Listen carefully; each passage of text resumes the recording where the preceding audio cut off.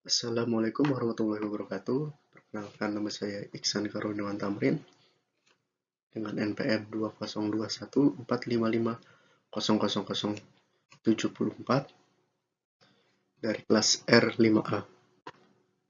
Pada kesempatan kali ini, saya akan mempresentasikan hasil pengerjaan tugas besar utilitas bangunan yang sebelumnya telah saya asistensikan. Dan berikut pembahasannya. Sebelum saya merancang sebuah bangunan yang dapat dikatakan baik, pertama saya memperhitungkan kebutuhan apa saja yang terdapat pada ruangan tersebut dan kebutuhan dasar penunjang bagi bangunan tersebut. Ya, di sini terdapat perhitungan air bersih, kemudian perhitungan air hujan maupun perhitungan air kotor. Untuk yang pertama itu perhitungan air bersih. Jumlah orang di lantai 1 itu resepsionis terdapat 4 orang, kemudian pegawai kafe 5 orang, minimarket 5 orang, ruang meeting 20 orang, ruang aula 50 orang, jumlahnya 84 orang. Kemudian gedung perkantoran ini terdiri dari 6 lantai, sehingga jumlah orang di lantai tipikal yaitu lantai 2-6, pegawai kantornya berjumlah 834 orang untuk total dari ke-6 lantai tersebut. Untuk kebutuhan saniter, dengan luas bangunan per lantainya itu 900 meter persegi, didapat kebutuhan saniter ya, jika 75 orang itu adalah pria. Kemudian yang diperoleh hasilnya yaitu 4 kloset, 4 urinal, dan 4 wastafel. Dan ini berdasarkan perhitungan CNI dan compare dengan perhitungan Dwi Tanggoro. Kemudian di sini terdapat denah lantai 1 ya. Denah lantai 1 itu sendiri terdapat ruang meeting, ruang office, minimarket, kemudian ada aula, toilet pria, toilet wanita, musola, kemudian ada ruang maintenance maupun area lobby bagian front office. Dan ini merupakan denah lantai tipikal, yaitu denah lantai 2 sampai dengan 6. Ya. Untuk denah tipikal itu sengaja saya buat luas karena untuk mengakomodir kebutuhan office. Terdapat tambak depan, terdapat motif-motif abstrak, kemudian ada tampak belakang, kemudian terdapat tampak samping kanan, kemudian terdapat tampak samping kiri. Dan selanjutnya yakni potongan AA, di mana potongan ini melintang melewati tangga sehingga dapat terlihat lift serta penunjang lainnya. Kemudian terdapat potongan BB ya. Bangunan ini sendiri memiliki tinggi 20,4 meter untuk keseluruhan 6 lantai. Kemudian terdapat set plan yang telah saya buat ya. Terdapat parkiran mobil bagian depan, bagian belakang, kemudian parkiran kendaraan motor pada bagian sebelah kanan. Kemudian untuk lebih detail lagi, setelah saya menghitung kebutuhan dasar, baik itu kebutuhan saniter maupun air bersih, kemudian perhitungan selanjutnya yakni perhitungan air hujan dan kemudian perhitungan air kotor. Untuk perhitungan air hujan itu sendiri, luas atap itu 900 meter persegi menggunakan pipa 6 inch. Ya. Kebutuhan air perharinya, setelah saya menghitung dan menganalisis sesuai dengan jumlah orang, kebutuhan air per hari yang diperoleh yakni 180,76 meter kubik per hari. Kemudian kebutuhan septic tanknya yakni 1,918 meter kubik.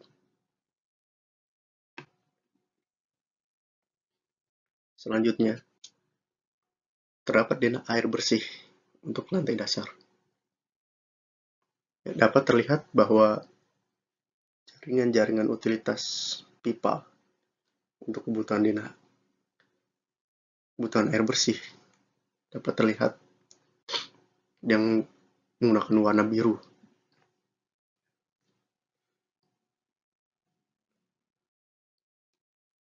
Dan berikutnya merupakan denah air bersih lantai tipikal, yakni lantai 2 sampai dengan 6. Dapat terlihat ya. Selanjutnya, terdapat denah air bekas.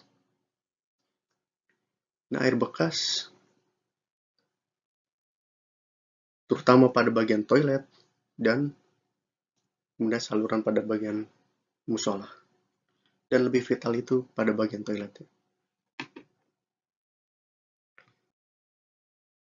Lalu selanjutnya terdapat denah air bekas lantai 2 sampai dengan 6. Jaringan utilitas air bekas berfokus pada bagian toilet, karena ini merupakan office yang memiliki luasan yang cukup luas untuk mengakomodir kebutuhan office tersebut, sehingga yang paling vital adalah bagian toilet. Lalu kemudian terdapat denah air kotor. Denah air kotor lantai dasar. Ini jauh berbeda dengan denah air bekas sebelumnya. Denah air kotor mengakomodir bagian toilet dan kemudian bagian musola sebagai opsional. Dan berikut merupakan denah air kotor lantai tipikal 2 sampai dengan 6. Dapat terlihat denah air kotor 2 sampai 6 mengakomodir jaringan-jaringan utilitas air kotor pada bagian toilet, utamanya lantai 2 sampai dengan 6. Lalu setelah saya merancang dan menentukan kebutuhan baik itu denah air bersih, air bekas maupun air kotor, untuk terlihat lebih detail lagi, saya membuat rancangan potongan, yakni potongan air bersih, air bekas, dan air kotor. Dan dapat terlihat ya. Untuk air bersih itu sendiri melalui groundwater tank, kemudian pompa, lalu dialirkan menuju atas ke roof tank, kemudian turun kembali mengalirkan ke tiap-tiap lantai toilet. Dan kemudian terdapat bak kontrol, sangat penting. Lalu kemudian terdapat denah air hujan lantai atap. Untuk kebutuhan pipa sendiri, saya setelah memperhitungkan terdapat 4 sisi.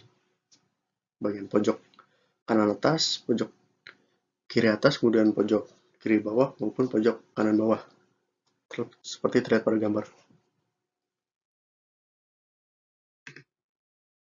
Lalu terdapat perhitungan sistem kebakaran. Ini sangat vital karena untuk kebutuhan sprinkler. Kebutuhan sprinkler itu sendiri, saya mengambil data yang di-compare dengan baik itu SNI maupun perhitungan Dwi Tanggoro. Untuk maksimum jarak sprinkler itu yaitu 4,6 meter persegi.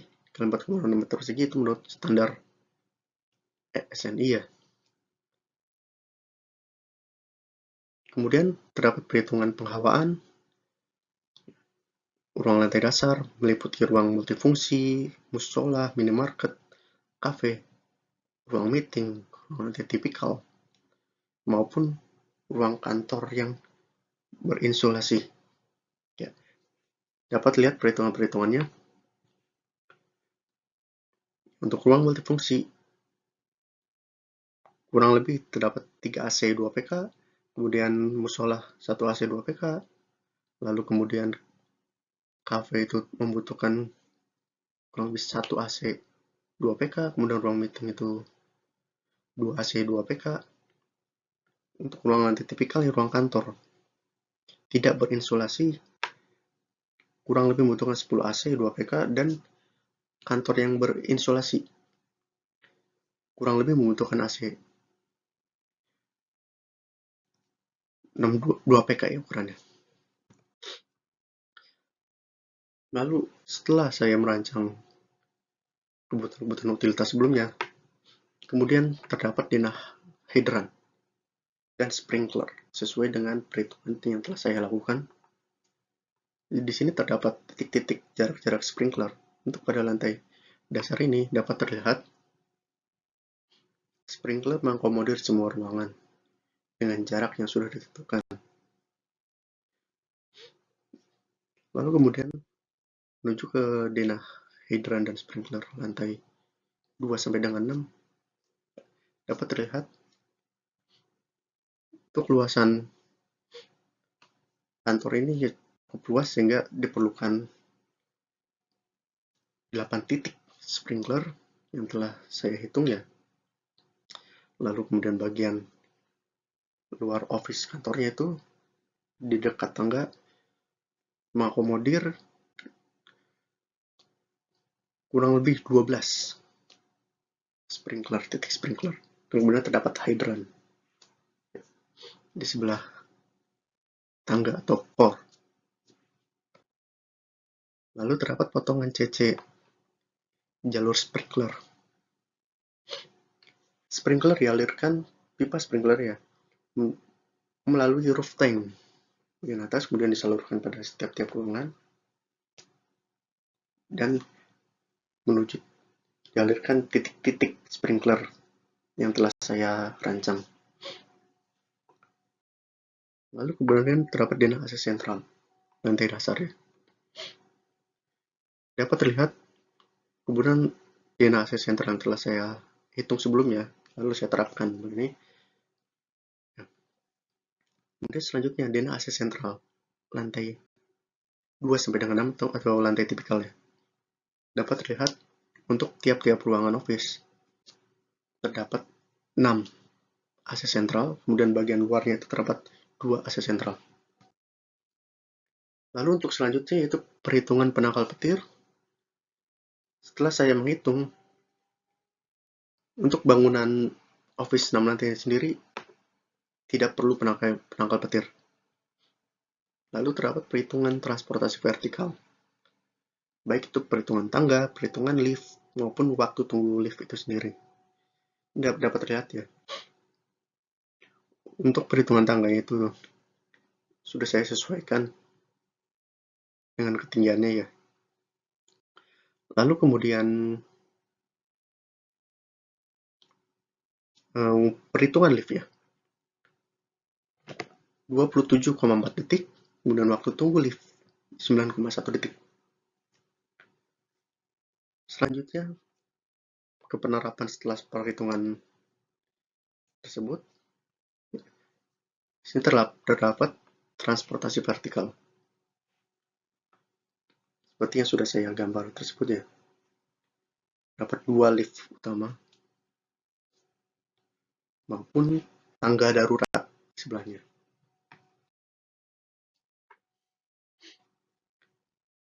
Kemudian terdapat denah CCTV lantai dasar. Setelah saya melakukan perhitungan, terdapat titik-titik yang perlu diberikan CCTV, baik itu pada ruangan minimarket, ruangan multifungsi office, dan pada pojok-pojoknya itu lebih utama. Kemudian denah CCTV lantai 2 sampai dengan 6 dapat dilihat untuk setiap lantai office, setiap ruangan office terdapat 4 titik CCTV. Kemudian bagian luarnya terdapat 2 titik CCTV. Lalu terdapat denah telepon, lantai dasar, yang untuk memudahkan proses komunikasi pada setiap lantai. Lalu terdapat denah titik lampu, lantai dasar.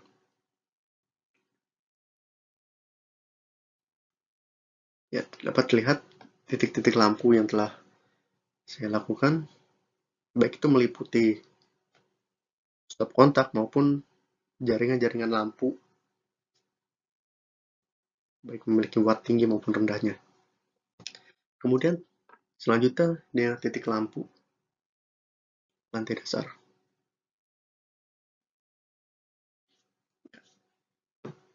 Seperti pada denah titik lampu lantai tipikal. Seperti denah titik lampu pada lantai dasar, telah saya sesuaikan titik-titik sesuai perhitungan dan analisis yang telah saya lakukan. Untuk ruangan office itu sendiri lebih kompleks. Jaringan-jaringan lampunya dapat lihat pada bagian luar office-nya.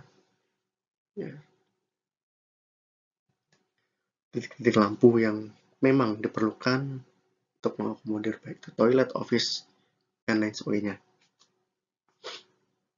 Baik, kurang lebihnya mohon maaf apabila ada kekurangan dalam pengerjaan maupun penyampaian materi. Saya mohon maaf yang sebesar-besarnya. Wabillahi taufiq wal hidayah. Wassalamualaikum warahmatullahi wabarakatuh.